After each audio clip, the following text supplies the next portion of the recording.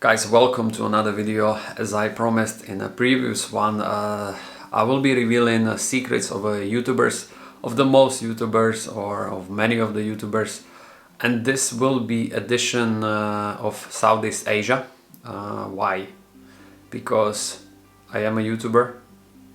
Me and my girlfriend lived in Southeast Asia for 2 years. We met plenty of different YouTubers and we have a rich experience. We noticed some patterns, ongoing patterns among other YouTubers and also us as well. So first of all, I need to admit we are guilty as well, and I wanted to reveal a few secrets. Okay, I realize this is gonna piss off a lot of fellow YouTubers, especially the ones which are currently in Southeast Asia or who has been in Southeast Asia when we were there. I'm not going to be calling any names out of respect for other creators, but the fact is anyone out of YouTubers, YouTube community creators, anyone who goes to Southeast Asia and starts filming gets views immediately. There is a simple reason for that. Viewers from Southeast Asia are very keen on seeing white people coming and filming, trying their food, doing trips, doing reaction videos, traveling around there, around the places in Southeast Asia, and most of the viewers are from Southeast Asia. That's why sometimes you see YouTubers who are literally coming with 500 subscribers and they come to Southeast Asia. For example, Indonesia is a perfect example, as we lived 2 years. They come to Indonesia and suddenly, obviously every YouTuber is doing research what is trending in there, what kind of videos are made by other YouTubers. That's another secret. Nobody actually creates anything new, everyone just repeating and copycatting, but that's a story for another time. So they come to Indonesia, for example, and suddenly their views goes from 300 views to 200,000 views, 100,000 views. They might be thinking, or you might be thinking, wow, okay, really good video. Fact is, in Southeast Asia, everyone gets views, in every country. It's Thailand, it's Philippines, it's Indonesia. I've seen personally people, YouTubers, couples, similar to us, me and Alina, coming from Europe with no subscribers, no views, and suddenly they started to film the same videos as we filmed and other YouTubers before us filmed. We copycatted a few videos as well. I guess the only name to mention over here is which is our friend, and he's the one who was the very first one, so I need to give him a credit because he's the guy who went from Bali and he went to Jakarta first time and he started to get huge views, and me and Alina were like, wow, okay, let's go there to Jakarta as well. And we did literally a bunch of similar videos and we got the views as well, and other YouTube creators started to see and follow the same pattern. There were actually, I can name at least 10 or 20 YouTube channels which started to copy thumbnail designs, literally this little Indonesian flag on the top right corner. You can use, once you are doing YouTube for a long time enough, and once you do thumbnail designs, you can recognize the same or copied thumbnails. They tried MRT. All of the YouTubers who came to Indonesia and went to Jakarta, all of them made a video about we tried MRT, which is public transport, and we ate nasi padang, and we tried this food and we tried that food, and they got hundreds of thousands of views. If you grow your channel in, let's say, 2 months from 0 to 50,000, what you're gonna achieve is you're gonna get 50,000 Indonesian subscribers. That's the reality.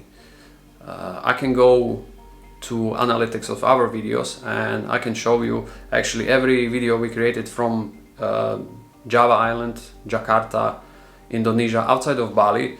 95% of our viewers are from Indonesia. What does it mean? Once you stop doing content which has anything to do with Indonesia. Once you stop eating Indonesian food, you're not going to be living in Indonesia whole life, right? If you are a travel content creator, you're not going to be only in Indonesia, you'll be traveling. Once you stop doing all those things which interest Indonesian viewers, because they certainly don't interest viewers outside of Indonesia. 95% of viewers come from Indonesia. You're gonna be left with 50,000 Indonesian subscribers who are only interested in that content. Once you stop doing that content, nobody's watching. Let me now quickly explain you how YouTube works. You create a video as a creator. YouTube takes that video and shows it to a small group of people, and that small group of people will be your subscribers. It needs to get analytics of and reaction from your own team to see if video is good or video is bad, if they keep watching, if it's interesting, if no. Based on their watch time, engagement rate, it assesses, is this video worth to push further or I kill it. If your own subscribers don't respond well to the new video you created, YouTube has no reason to push it to strangers, because it thinks, okay, if his or her own team doesn't like what they created, I'm not going to be showing it to anyone else. That's why most of the travel YouTube channels who are building their channels in Southeast Asia very quickly, within a short period of time, like it's either weeks, months, or max half year, and they did just a bunch of videos around, I tried this food, I ate this food, I tried that food, I went to market in Denpasar, I went to market in Jakarta, and so on. I tried public transport. We've seen it all. These YouTubers will have massive issues in the future, because they're going to be left with the dead subscribers who are not responding to any content after you finish filming content around food, transport, and so on. So it is harsh reality, but it is a secret. Here's the thing, we didn't know about that as well. We didn't realize that. When we went to Jakarta, for example, we were at around 5,000 subscribers. Within a week, we grow by 5,000 subscribers, so we reached 10,000. We realized this is crazy, because what's gonna happen if when we're gonna leave Jakarta? We left Jakarta, we went to Lombok, and our views dropped 10 times. We came back to Bali, we started to film content around Bali, which attracted people from around the world, from US, Australia, people who wanted to move to Bali because we shifted the content. But once we left Bali, now we don't have viewers for a Bali, because we are not in Bali. We've got 10,000 subscribers at least from Indonesia, Jakarta, based on Jakarta videos, which are not interested in watching anything else.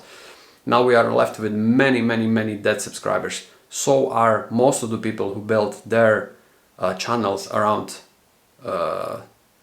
these kind of, you get what I mean, around the content in a very short period of time, which is not sustainable. They didn't get chance to know you. It's all really shallow, really quick channel building. So now what I'm seeing is fellow YouTube creators are struggling big time, because they are forced to go to the countries where they know they're gonna get massive views, aka India, Philippines, Thailand, Bangladesh. You're gonna go to that country, you can film anything, literally anything, because locals are very interested in foreigner visiting their country, but only locals are watching. Once you leave the country, your views go back to zero, and you are left with a huge amount of subscribers, unfortunately inactive. Every new video gets shown to them, they don't respond, they are not interested. For example, churches in Germany, and YouTube doesn't push it any further. Your channel slowly dies. I feel sorry for us as well. I feel sorry for all the YouTubers who are thinking, who are just there for a short-term gain. So that's a secret they won't tell you. One more thing I wanted to mention. It doesn't really matter how many views do you get, but who is watching. Let me explain that as well. So how YouTube works. YouTube works with companies, brands, anyone who wants to promote their product. Let's say some bank, yeah?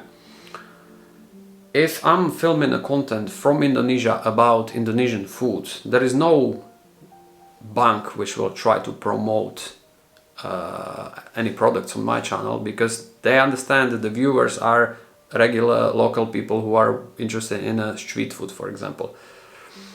Also, YouTube understands locals or citizens of Indonesia are watching, they have got way lower purchasing power compared to viewers from Germany, USA, Western countries. What does it mean is the promoters which are reaching out to YouTube are willing to pay way less for the people who are having content which viewers come from third world countries. So if you get, for example, 1 million views in Indonesia, Indonesian content, food, whatever, and Indonesians are watching, YouTube knows who's watching your videos, they will pay you 60 to 70 cents per 1,000 views, per 1,000 Indonesian views. So you're not gonna make a lot of money with 1 million views, even with 1 million views. However, if you would film a content, for example, like we did in a Bali, which interests viewers from the West, you do get paid around $10, which is what, 15 times more per 1,000 views. So if we get, let's say, 50,000 views on a video and viewers from West are watching because of the content which is interesting for viewers from West, we're gonna get paid way more money than if we would film the content which interests Indonesians, and even on that video we would get 1 million. So 50,000 views can actually get you way more money than 1 million views. You probably don't know as a viewer, as a creator, you probably know about that. I hope you do. If you don't, welcome to 2022. Yeah, so another small secret. I'm gonna leave it over here, because obviously you can say I don't have a script for this. Just a quick video for you. Hope you enjoyed. Leave a comment what do you think about that, and I'm gonna see you in the next one soon. Bye bye.